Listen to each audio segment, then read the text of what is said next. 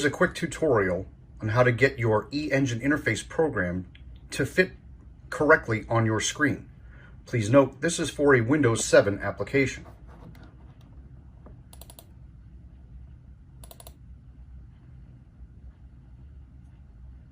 When the program is not set properly, when you go to review, you'll see that on the right side of the screen, everything is clipped off.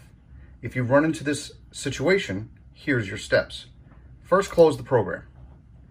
On your desktop, right-click and select Screen Resolution. For Windows 7, you'll see right here it says Make Text and Other Items Larger or Smaller. Go ahead and select that. The default setting is normally 100%. Oftentimes it will get changed to 125 without people knowing. Simply switch back to 100% and apply. It may ask you to log off.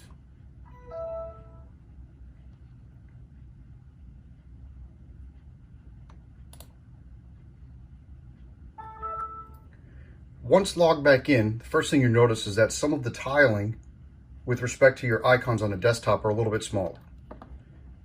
Simply select EEI.